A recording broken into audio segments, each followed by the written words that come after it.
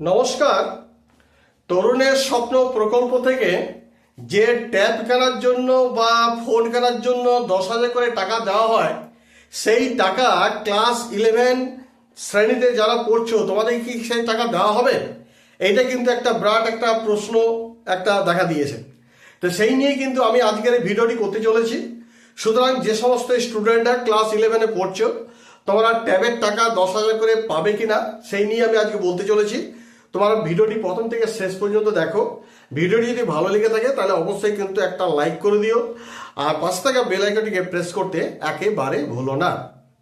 দেখো, এর আগের সরকার কিন্তু আমাদের কি করেছিল না, ক্লাস 11-এ যে সমস্ত ছাত্রছাত্রীরা পড়তো তাদেরকে ট্যাব কেনার জন্য বা ফোন কেনার জন্য 10,000 করে টাকা দিত, যে প্রকল্পটির নাম হচ্ছে তরুণের স্বপ্ন প্রকল্প। তো এবার ধরো সেই সরকার তো চেঞ্জ হয়ে নতুন সরকার এসেছে।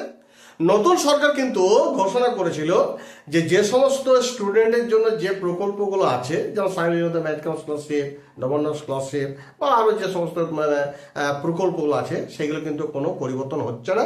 সেখান থেকে যথারীতি স্টুডেন্টরা কিন্তু টাকা পাবে। কিন্তু এই একটা প্রকল্প যেটা তরুণের স্বপ্ন প্রকল্প, যেটা থেকে 10,000 করে টাকা পাওয়া যায় ক্লাস 11-এ, এইটা থেকে সেই প্রকল্প থেকে টাকা দেওয়া হবে কি না হবে না, একটা কিন্তু বিরাট একটা প্রশ্ন চিহ্ন দেখা দিয়েছে। কারণ এইখানে কিন্তু দুটি মতের ভিন্ন ভাব দেখা যাচ্ছে। কিছু কিছু লোকজন মনে করছে যে এই ট্যাবের টাকা যদি দেওয়া হয় স্টুডেন্টদের, এটা কিন্তু একটা ফালতু দেওয়া হচ্ছে, এটা কিন্তু মনে করছে। এই টাকাটা দেওয়ার জন্য যেটা খরচা হয়, সেটা যদি আমাদের পশ্চিমবঙ্গ সরকারের যে সমস্ত স্কুলগুলো একটা অনুন্নত অবস্থায় পড়ে আছে, হয়তো ফ্যান ঠিক মতন কারেন্টের ব্যবস্থা নেই, হয়তো খুব গরম, হয়তো স্কুলগুলো ফেটে গেছে, সেখানে প্লাস্টারের দরকার প্রয়োজন, চেয়ার টেবিল ঠিক নেই, তাহলে ওই টাকা যদি এই সমস্ত স্কুলের ক্ষেত্রে যদি কাজে লাগানো হয়, সেটাই কিন্তু একটা উন্নয়নমূলক একটা কাজের মধ্যে এটা পড়ে যাবে। অতএব এইগুলো কিন্তু ওই 10,000 টাকা যেটা ট্যাব কেনার জন্য বা মোবাইল কেনার জন্য ক্লাস 11-কে দেওয়া হয়, সেই টাকাটা যদি এইদিকে স্কুলের ক্ষেত্রে যদি কাজে লাগানো হয়, সেটা কিন্তু অনেক বড় কাজ হবে। এটা কিন্তু কিছু কিছু লোকজনের মতামত। আবার কিছু কিছু লোক আবার কিছু এইও বক্তব্য রাখছে যে না, যে ট্যাব বা মোবাইল কেনার জন্য যে 10,000 টাকা দেওয়া হচ্ছে, সেটা কিন্তু স্টুডেন্টদের দেওয়া কিন্তু ভালো। কারণ অনেক অনেক ছেলে মেয়ে আছে যারা খুব গরিব, ঠিক মতো পড়াশোনা করতে পারে না, বা যোগাযোগের ক্ষেত্রে তাদের খুব অসুবিধা হয়, তারা যদি যদি ফোন পায়, সেক্ষেত্রে তাদের পড়াশোনার অগ্রগতির ক্ষেত্রে যেমন কাজে লাগবে, যোগাযোগ ক্ষেত্রে ঠিক তেমনি কাজে লাগবে। অতএব সেই ক্ষেত্রে কিন্তু কি করা হবে না, ট্যাব কেনার জন্য বা তরুণের স্বপ্ন যে প্রকল্প থেকে যে 10,000 টাকা ক্লাস 11-এ দেওয়া হয়, সেটা দিলে পরে খুব ভালো হয়। এই দুটো ভিন্ন মত রয়েছে। তবে এখনো পর্যন্ত সরকার কিন্তু কোনো ডিক্লেয়ার করেনি যে তরুণের স্বপ্ন প্রকল্প থেকে টাকা দেওয়া হবে কি হবে না। তাই আমি এখন ব্যক্তিগতভাবে মনে করছি এটা কিন্তু সম্পূর্ণ কিন্তু আমার নিজের মতামত। ট্যাব কেনার জন্য বা 10,000 যে টাকা দেওয়া হয়, টাকা কিন্তু প্রত্যেকটা পরিবারের ছেলেমেয়েদের হাতে কিন্তু একটা করে কিন্তু মোবাইল আছে অ্যাভেলেবেল। যে গরিব পরিবারেরও আছে, তারও কাছে মোবাইল আছে। যে ভালো পরিস্থিতি যার ঘরে, তার তো 2-4টি করে মোবাইল আছে। অতএব মোবাইল যে একটা পুরো ফ্যাক্ট, পড়াশোনার ক্ষেত্রে যে খুব অসুবিধা হয়ে যাবে, অতএব মোবাইল না পেলে তাদের পড়াশোনা হবে না, এটা কিন্তু আমি কিন্তু কখনো মানতে পারি না। হ্যাঁ, তবে এটা ঠিক, কিছু কিছু পরিবার আছে যাদের কিন্তু বইপত্র কেনারও কিন্তু একদম ক্ষমতা নেই।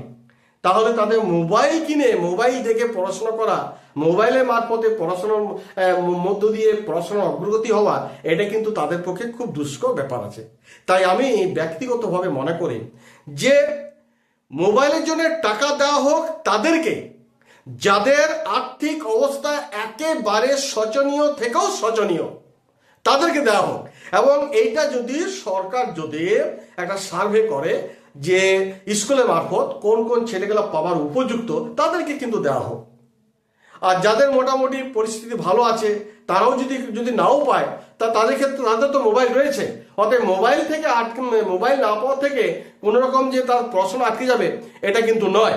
তা আমি মনে করি যারা খুব নেডি পার্সেন্ট দরকার পড়াশোনার ক্ষেত্রে, তাদেরকে একটা সার্ভে করে তাদেরকে বাছাই করা হোক এবং তাদেরকে টাকা দেওয়া হোক। আর বাকি যে টাকাটা বাঁচবে সেটা স্কুল কলেজে স্কুলের ক্ষেত্রে যেগুলো বেঞ্চ ঠিক মতো নেই, বেঞ্চের মেরামতের কাজে লাগুক, ঘর বাড়ি ফাটাফুটো আছে সেগুলো মেরামতের কাজে লাগালে সরকার যদি লাগায় তাহলে অনেক ভালো হবে। হ্যাঁ, তো বা ফ্যান নেই, ফ্যানে যদি ব্যবস্থা করা হয়, বাকি যে টাকাটা বাঁচবে সেটা কিন্তু এইগুলো যদি করা হয় সেক্ষেত্রে কিন্তু আমি বলবো যে যারা খুবই পাওয়া দরকার, খুব ডেডি পারসন, তাদেরকে এই প্রকল্প থেকে টাকা দেওয়া হোক। আর বাকিগুলো না দিলেও কোনো অসুবিধা নেই। আশা করি আমার এই মতটা কিন্তু মেনে নেবেন, কারণ মোবাইল ফোন সবারই আছে, কিন্তু যাদের খুবই পরিস্থিতি খারাপ তাদেরকে যেন এই মোবাইলের জন্য টাকা দেওয়া হয়। এইবার সরকার এই প্রকল্প থেকে, তরুণ স্বপ্ন প্রকল্প থেকে ক্লাস 11-এ সেই মুষ্টিমেয় যারা নিডি পারসন তাদেরকে টাকা দেবে, না সবাইকে টাকা দেবে, না প্রকল্পটা বন্ধ করে দেবে, সেটি কিন্তু সরকারের নিজের ব্যক্তিগত ব্যাপার। তাই যাই হোক, আমার যতটুকু বলার ততটুকু বললাম। আমরা আগামী কয়েকদিন যাক, তাহলেই বুঝতে পারবো যে তোমাদের ক্লাস 11-এ তরুণের স্বপ্ন প্রকল্প থেকে টাকা দেওয়া হচ্ছে কি হচ্ছে না, সেটা কিন্তু অতি শীঘ্রই কিন্তু আমরা বুঝে যাবো।